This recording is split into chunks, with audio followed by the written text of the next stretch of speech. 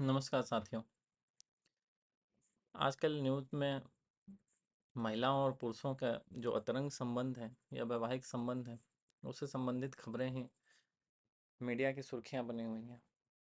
और मीडिया की सुर्खियां बनने के पीछे कारण ये है कि 24 घंटे जो न्यूज़ चैनल चल रहे हैं, तो इन्हें कुछ ना कुछ न्यूज़ टीआरपी के लिए दिखाना है। पर मेरा मानना है कि पुरुषों पर अत्याचार की अभी तक जो भी बातें होती थी, उसे हम लोग मजाकिया लहजे में लेते थे या उसे मजाकिया माना जाता था। कहा जाता था मर्द को दर्द नहीं होता है। परंतु अभी हाल फिलहाल की जो घटनाएं हो रही हैं और जो संवेदनाओं की असमय मृत्यु हो रही है, इसका क्या करें। बहुत पहले किसी फिल्म का एक गाना था कि तुम हमें चाहो ना चाहो कोई बात नहीं, तुम किसी और को चाहोगे तो मुश्किल होगा। अब कहने का तात्पर्य यह है कि रिश्तों के डोर अब इतने कमजोर हो गए हैं कि कौन सी डाल पर अटक कर उलझ जाए या टूट हो जाए, इसकी किसी को कोई खबर नहीं रहती है। अब बात ये हो रही है कि एक कंसेप्ट जो पहले पुरातन काल में जो शादियां होती थी, अरेंज मैरिज होती थी, उनके बहुत सारे विरोधी लोग हुआ करते थे। तो उनका कहना था कि वो जबरियां एक तरह की शादी होती थी। अभी हाल फिलहाल में एक सर्वे के अनुसार जो बड़े शहर हैं या मेट्रो शहर हैं, उनमें 44% जो शादियां हो रही हैं वो लव मैरिज हो रही हैं, और जिसकी संख्या अरेंज मैरिज के आसपास में ही है। अब समस्या ये हो रहा है कि मानसिक एवं शारीरिक स्वच्छंदता ने भारतीय समाज को उस चौराहे पर लाकर खड़ा कर दिया है जहां एक समाज के रूप में हम बस तमाशबीन बनकर 24 घंटे टीवी की खबरों को देखा करते हैं। क्योंकि टीवी तो संवेदनहीन है, वो कम्युनिकेशन बेस्ड नहीं है, वो सिर्फ इंफॉर्मेशन हमें मिल रहा है। तो सूचनाएं जो मिल रही हैं या टीवी पर 24 घंटे जो हम न्यूज़ देख रहे हैं, उसका हमारे सामाजिक जीवन पे और मानसिक सेहत पे क्या असर पड़ रहा है, इसको रेगुलराइज करने वाला कोई नहीं है। जैसे बीच में जो सेंसिटिव मैटर्स होते थे या कुछ यौन उत्पीड़न की घटनाएं होती थी या हिंसा की कोई घटना होती थी, तो सुप्रीम कोर्ट का एक स्टैंडर्ड ऑपरेशन और प्रोसीजर है कि वो ब्लर हो जाती है। लेकिन 24 घंटे आप एक ही न्यूज़ को दिखा रहे हो, उसका सामाजिक स्तर पे क्या प्रभाव पड़ रहा है, इससे किसी को कोई फर्क नहीं पड़ रहा है। मेरा मानना है कि भारतीय समाज अभी इंटरमीडिएट फेज से गुजर रहा है। हम न ईस्ट के रह गए हैं, न हम वेस्ट के रह गए हैं। पहले अगर कोई सामाजिक रूप से किसी को कोई परेशानी होती थी या पारिवारिक रूप से कोई परेशानी होती थी, तो अपने या तो घर के जो सर्वोच्च बुजुर्ग व्यक्ति होते थे, जो अनुभवी व्यक्ति होते थे, उनसे राय मशवरा करते थे, या फिर हर परिवार के एक गुरु हुआ करते थे, गुरुओं से राय ली जाती थी। वे बताते थे कि विभिन्न परिस्थितियों में किन परिस्थितियों में क्या कदम उठाना जाना चाहिए या क्या उचित होना चाहिए। लेकिन अभी हम इतने विधर्मी हो गए हैं कि धर्म को तो कोई मान नहीं रहा है। अगर माँ बाप ही धर्म को नहीं मान रहे हैं तो बच्चे क्या धर्म को मानेंगे। और अगर जिस परिवार में धार्मिक चीजें हैं ही नहीं या धार्मिक भावना है नहीं, वहां आप संस्कार और मेथोलॉजी और स्पिरिचुअलिटी की बात करोगे तो बेमानी ही साबित होगी। अब धर्म को मानना या धर्म की बातें करना ओल्ड फैशन्ड हो गया है। अब जो भारतीय समाज है, इसे समझ में नहीं आ रहा है। हम उस चौराहे पे खड़े हैं, जिस चौराहे पे कहाँ जाना है ये पता नहीं है।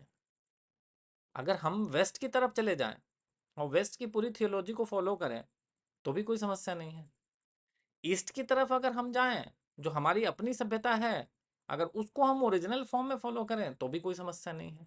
समस्या ये है कि हम उस चौराहे पे खड़े हैं जहां हम डिसाइड नहीं कर पा रहे हैं कि अब हम करें क्या। सामाजिक रूप से, सामाजिक ताना बाना के अनुसार समाज में तो फिट बैठना है, लेकिन उस फिट बैठने के लिए क्या क्या कर सकते हैं जब इंद्रियों पे कंट्रोल नहीं है। तो आप जब धर्म को ही नहीं मान रहे हैं, धर्म गुरुओं को नहीं मान रहे हैं, आप जो बहुत सारे धर्म गुरु जो ये धर्म परिचर्चा कर रहे हैं या धर्म पे चर्चा कर रहे हैं या भागवत कथा कर रहे हैं, उनके शिविरों में उनसे किस तरह के सवाल पूछे जा रहे हैं, इससे समाज की मनोदशा पता चलती है। और वो धर्म गुरुओं के ऊपर जब मीम बनता है, वो खुश हो रहे हैं कि चलो किसी तरह से मुझे पॉपुलैरिटी तो मिल रही है। एक साधारण मानव किसी विशेष धर्म गुरु के पास जाने की कोशिश करे तो पॉसिबल नहीं है कि वो उससे मुलाकात भी हो पाए या वो उसके समय दे पाए। ऐसी परिस्थिति में हमारा पूरा समाज भटका पड़ा हुआ है। तो समाज इस कदर भटका हुआ है कि हमें समझ में ही नहीं आ रहा है कि हम सोनम रघुवंशी, मुस्कान, या जो भी लड़कियां या लड़के ये जिस तरह के काम कर रहे हैं, उनको दोषी तो ठहरा दे रहे हैं, लेकिन उस प्रवृत्ति के पीछे की मंशा क्या है, इसके बारे में ना कोई मनोवैज्ञानिक जांच की जा रही है, ना उसका पता किया जा रहा है कि इस तरह तक, इस हिंसा तक अगर कोई व्यक्ति या पुरुष या स्त्री अगर उतावला है तो उसका वजह क्या है। दार्शनिकों और धर्म की नगरी भारत के लोगों को सबसे ज्यादा धार्मिक रूप से धार्मिक वीरू कहा जाता है। अब समस्या है कि किसी भी घर में आज के दिन में अगर आप खोजें तो रामायण और गीता जी तो मिल जाएंगे, लेकिन उसको पढ़ने वाले कितने लोग हैं। चलो कुछ लोग पढ़ भी ले, पढ़ के समझने वाले कितने लोग हैं।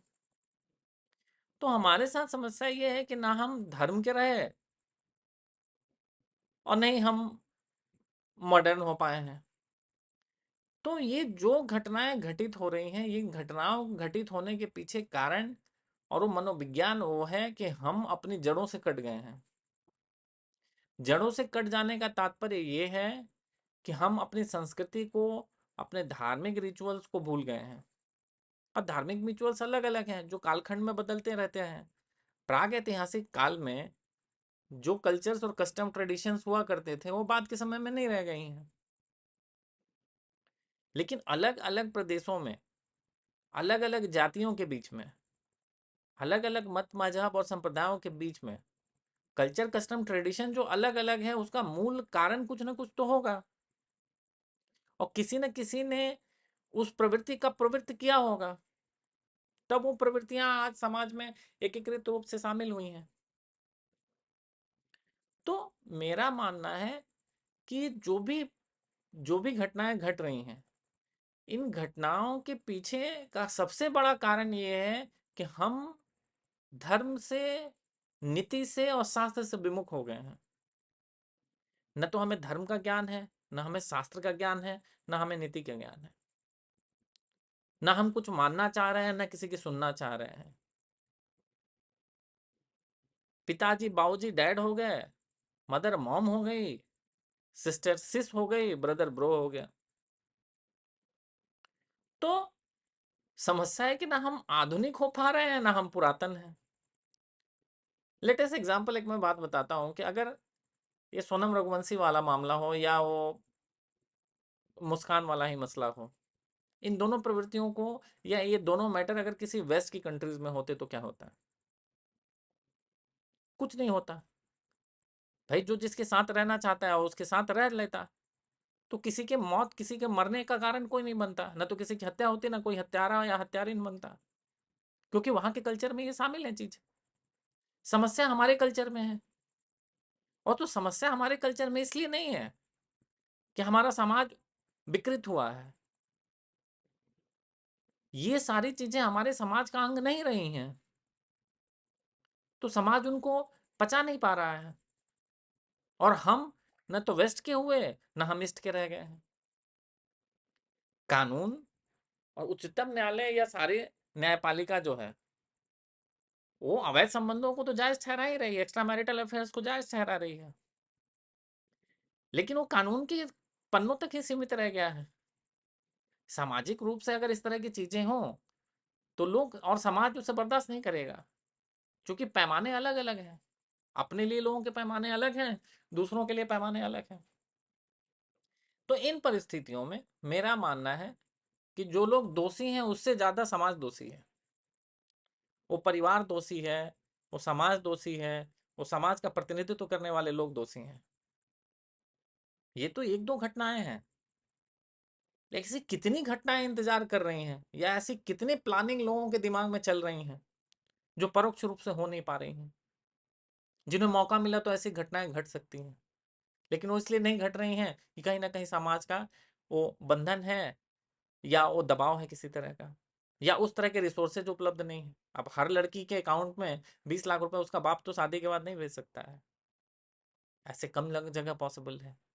ऐसे रिसोर्सेज हर आदमी के पास उपलब्ध हो संभव नहीं है। हर आदमी अपना हनीमून मनाने स्विट्जरलैंड और कश्मीर और मनाली और कुल्लू जाए, मुझे नहीं लगता है कि संभव है। तो इसलिए इसके लिए समाज